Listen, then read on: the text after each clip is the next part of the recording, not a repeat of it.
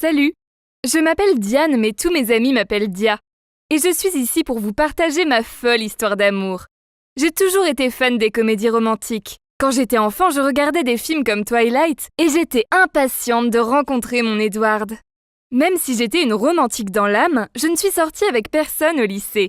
Je suis reine de beauté, donc je n'ai jamais manqué d'admirateurs. Mais mes parents sont très religieux et ne voulaient pas que je fréquente quelqu'un avant d'avoir fini mes études. J'ai grandi dans un environnement catholique strict et mes parents voyaient le sexe avant le mariage comme un péché. Ma mère était terrifiée que je tombe amoureuse d'un garçon, qu'il me corrompe et que j'ai 3 enfants à 17 ans. Ça ne m'embêtait pas de ne pas avoir de petits copains, car je n'avais jamais rencontré quelqu'un que j'aimais assez. Je savais que mon Edward Cullen se trouvait quelque part. Mais je n'avais aucune idée d'où et de quand j'allais le rencontrer. Ma mère voulait tout contrôler parfois. Elle s'inquiétait que je sorte avec quelqu'un dans son dos. Je l'ai vu à plusieurs reprises regarder dans mon téléphone qu'il n'y ait pas de message de garçon. Un jour, elle est devenue dingue qu'un garçon qui s'était mis avec moi pour faire un projet de classe m'envoie un texto pour qu'on se voit.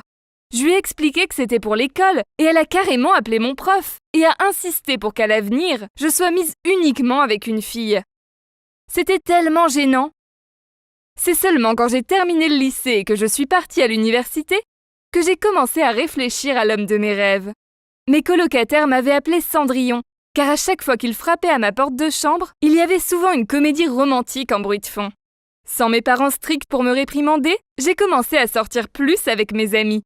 Je savais que mes parents ne voulaient pas que j'aie un rencard avant d'avoir fini mes études, et même si j'étais une véritable romantique, je n'avais pas l'intention de rencontrer un homme maintenant.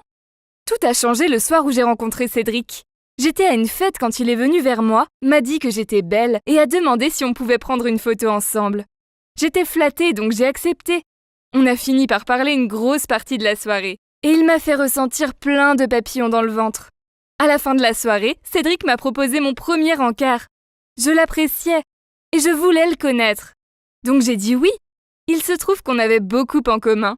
On s'entendait si bien et les papillons dans le ventre s'intensifiaient. J'appréciais beaucoup Cédric, mais je savais aussi qu'il était musulman. La religion de quelqu'un ne me dérange pas du tout, mais ma mère est vieille école et est très anti-islamique. Je ne veux pas que vous pensiez que ma mère est quelqu'un de mauvais. Elle ne l'est pas.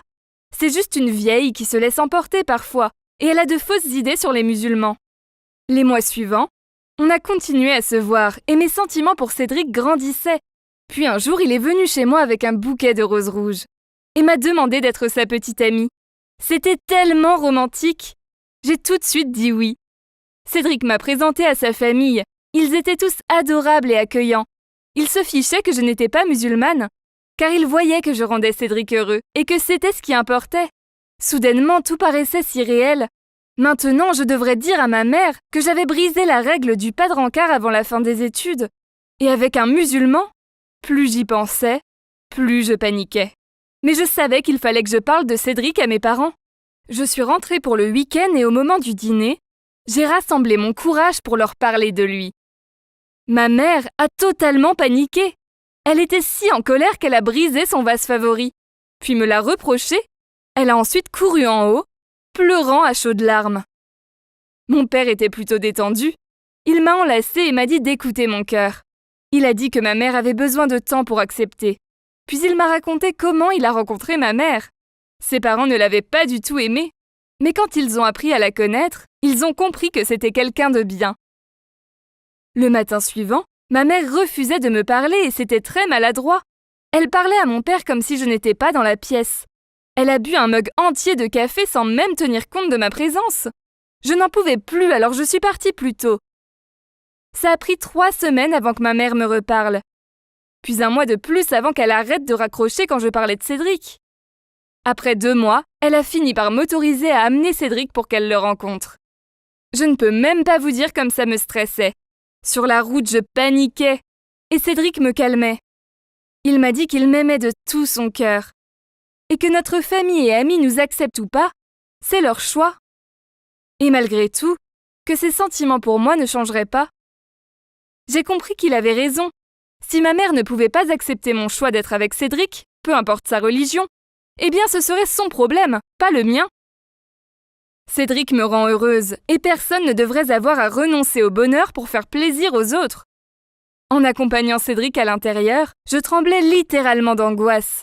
À ma surprise, ma mère était polie avec lui. C'était surtout mon père qui parlait, mais ma mère ne disait rien de méchant, et elle avait fait une délicieuse charlotte aux fraises pour l'occasion. À quelques reprises, elle a posé des questions personnelles sur sa religion qui m'ont fait grimacer. Mais il lui souriait simplement et répondait du mieux qu'il pouvait. J'ai compris que c'était quelque chose de compliqué pour ma mère et j'étais contente de l'effort qu'elle faisait. Avant de partir, je suis allée vers ma mère pour lui chuchoter « merci » à l'oreille et lui fis une bise sur la joue. Ça a pris du temps, mais ma mère a fini par accepter Cédric. À ma fête d'anniversaire de mes 19 ans, elle a fait l'effort de lui parler. Et l'a même présenté comme mon petit ami aux autres membres de la famille. Ça me rendait si heureuse de voir les efforts qu'elle faisait, et je voyais comme ça rendait Cédric heureux aussi. Vous vous demandez si j'envisage de changer de religion pour lui ?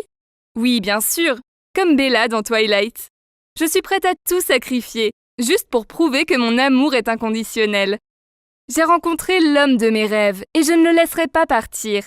Peu importe ce que l'avenir nous réserve. Je sais que tant que Cédric est à mes côtés, tout sera génial.